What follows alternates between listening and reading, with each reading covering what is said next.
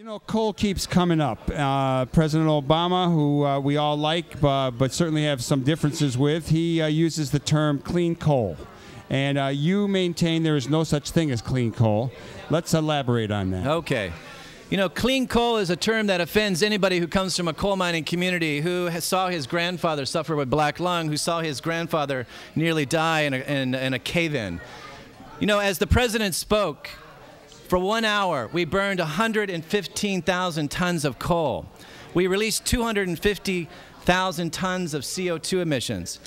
And according to the American Lung Association, as the president spoke about clean coal, 3 Americans died prematurely from heart attacks and asthma attacks that are related to coal-fired plants that you understand deeply here in Chicago with your prehistoric Fisk generating plant and Pilsen. As the president spoke, 1 coal miner died from black lung, because still today, 3 coal miners die every day from black lung disease. And as the president spoke, Chicago was completely rained on by mercury emissions that went into our air and went into our water that ultimately will go into the lives of our young children. And so for the president to buy into the nostalgia of clean coal, it's a travesty. It's an offense, because he knows coal is never clean, coal is never cheap, and coal has come at a devastating price to the people in the coal fields, but also to the people in the country.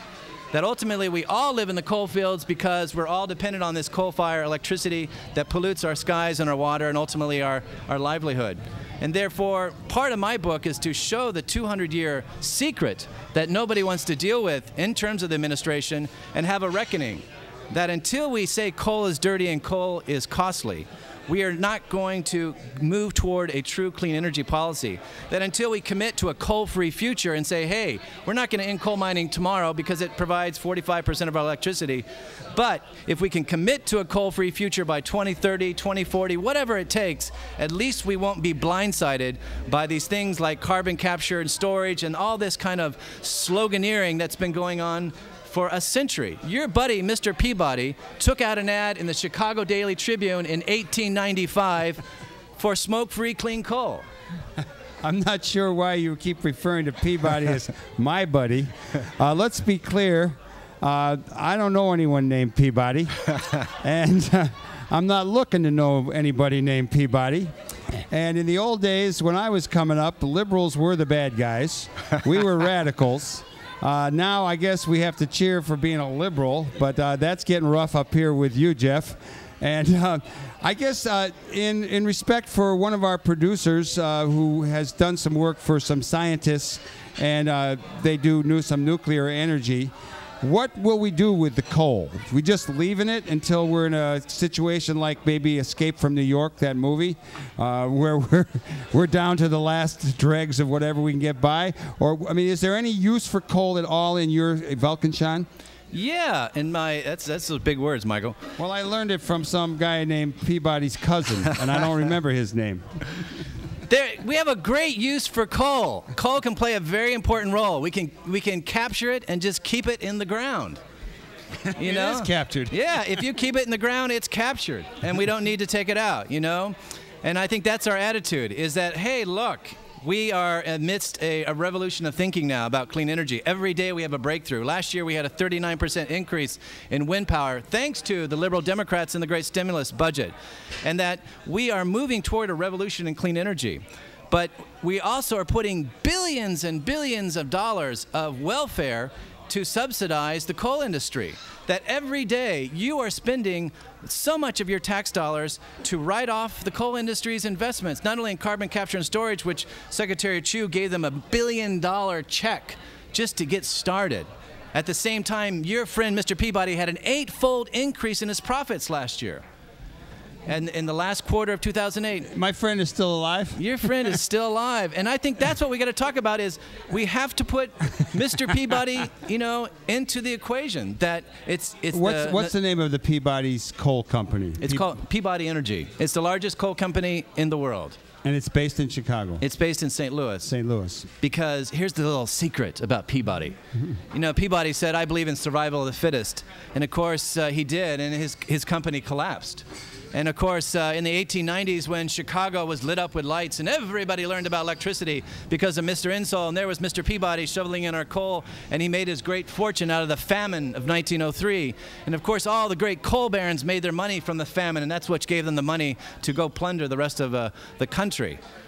But Mr. Peabody collapsed in the 1950s. He was bought out by another company called Sinclair. But the Peabody name was so important, they moved it to St. Louis, and they launched the Peabody Energy Company, and they began shifting from 90% underground mining to 90% surface mining and strip mining. They began with the absolute horror of stripping Black Mesa, the sacred Black Mesa of the Hopis and the Navajo, and did a removal of nearly 12,000 Native Americans in the 1970s, and an absolute corruption scandal that we all knew what was happening. And they went on to plunder Appalachia. And I think this was all in the name of Peabody. So I personify Mr. Peabody by saying it's the same mentality we've had for 100 years of buying this absolute sham of clean coal that is devastating us today. What's the state of coal in the nation? I mean, it's not just southern Illinois, it's not Appalachia, it's Wyoming, it's other places. How widespread is mining of coal at this moment? We've mined coal in about 26 states. There's coal in 30 states or 36 states. But the truth is, almost all of our coal either comes from Wyoming or it comes, which our lion's share of the coal does come from Wyoming. A large part comes from the Appalachian states. And then we have the Illinois Basin, which now we're returning to. The Illinois Basin, of course, collapsed because we have very high sulfur coal, which was cut out after the Clean Air Act in the 1990s. What do they use for it, the coal from Illinois now? How does it get used? Well, now we have scrubbers on our coal fire plants that they can allow them to use high sulfur coal even if it's very expensive. But what's important is this wire here today. This wire goes all the way down to your coal fire plant. And that coal is trained in, not so much from southern Illinois, but it's shipped in all the way from Appalachia. And it goes all the way back to Black Mountain, Virginia, where they use 3 million pounds of ammonium nitrate fuel oil explosives, absolute terrorism and horror in Appalachian coal fields, and they blow off the top of the mountains in order to get the coal. And in Black Mountain, Virginia, we'll never forget this, because at night, a few years ago, in the Davidson family, a young boy, the age of my child, was sleeping, and fly rock came through the window and crushed and killed him. And it shows you that this wire that Chicago is connected to, that connects Chicago to the destruction of mountaintop removal in Appalachia, makes you complicit in ultimately one of the most egregious human rights and environmental crimes in our nation. Until we say no more, we must stop mountaintop removal immediately. It only provides 9% of our coal production today, and we have to shift to a coal-free future and something that ultimately is benefiting the welfare of our whole nation.